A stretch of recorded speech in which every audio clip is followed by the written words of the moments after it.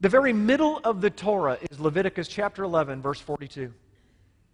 And it says this, whatsoever goeth upon the belly, and whatsoever goes upon all four, or whatsoever has more feet among all the creeping things that creep upon the earth, them he shall not eat, for they are an abomination.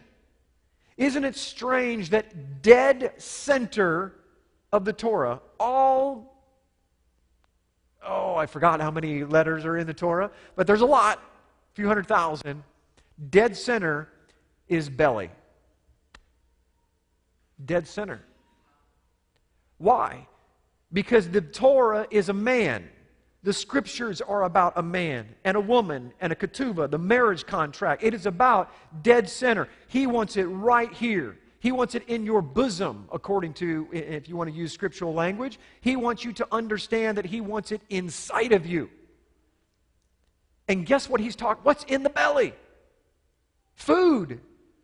So isn't it surprising that Leviticus 11 is your chapter on clean and unclean food? Dead center, what you eat is important, both physically and spiritually. The middle of the Torah is a vav. It's what connects. Can you believe that? Dead center of the Torah. There's like 400,000 letters in the Torah. It could have been any letter of the 22. But the first half and the last half is connected through a vav. Why? Because it has to be a vav, ladies and gentlemen.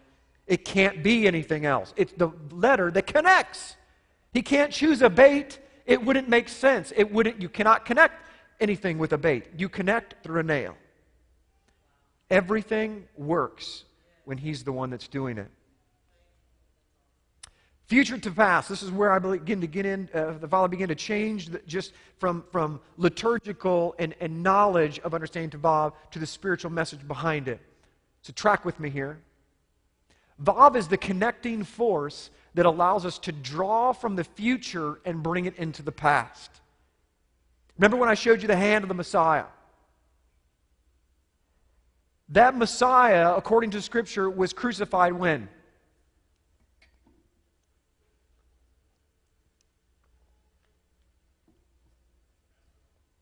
I'm listening.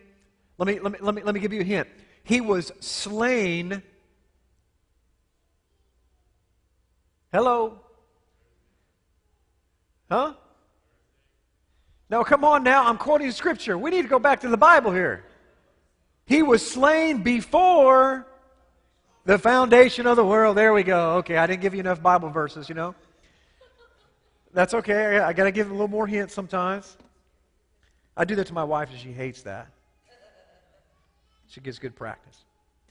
Vav is the connecting force that is able to reach into the future and pull into the past. So if Yeshua was slain before the foundations of the world and his hand was nailed and connected to earth, divinity connected to humanity, then His saving grace and power is eternal. It's in the beginning of the world and all the way to the end. How many believe that you are right now what you will be in the kingdom? Of course not. I'm going to save you embarrassment to raise your hand. Spiritually, you are right with the Father. But we have broken bodies.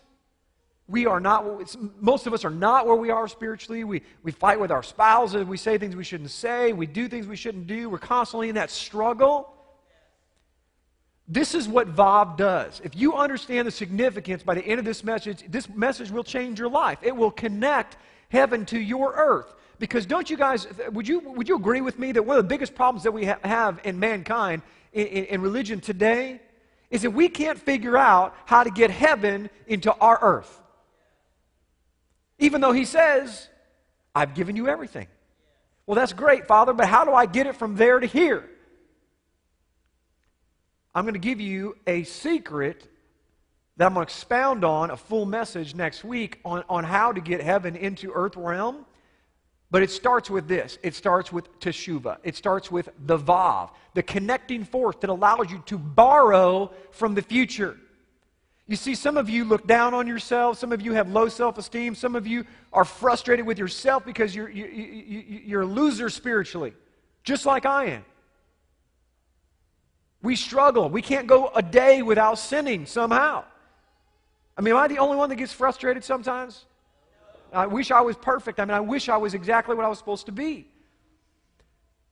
But the Father is giving me this concept that you don't understand, Jim. If that nail truly was going from future to past and from heaven to earth, then you have the right to borrow from what you are created to be when you will be there and bring it right back to here now. You have that power.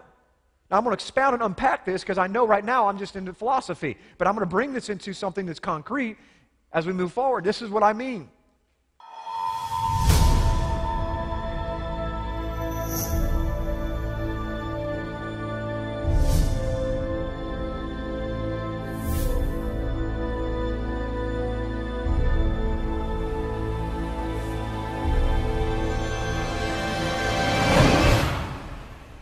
Come and join us as we travel back in time 4,000 years ago to discover exactly where the holidays of Christmas, Easter, and even Valentine's Day come from. Why do we celebrate the birth of Jesus on December 25th? Whose birthday really is on December 25th? Where did we come up with December 25th? Where did the star on top of the Christmas tree come from? Where did the Christmas tree itself come from? Where did St. Nicholas come from? Are we sure that St. Nicholas even existed? Have you ever wondered where the famous phrase, ho, ho, ho, comes from? It comes from the late 1600s when they used to have plays, and before the devil would come on stage, he would announce himself by saying, ho, ho, ho.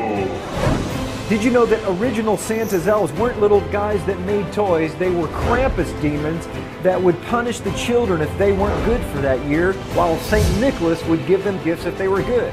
Who is the Easter Bunny? Where do we get Easter eggs from? Why do we celebrate Easter on the first Sunday after the vernal equinox? Did you know that Christmas was illegal in the United States until the mid-1800s? Can we celebrate these holidays according to the Bible? This is by far the most popular video on the internet on the history of Christmas and Easter. This video has changed hundreds of thousands of people's lives, and it will change your life too.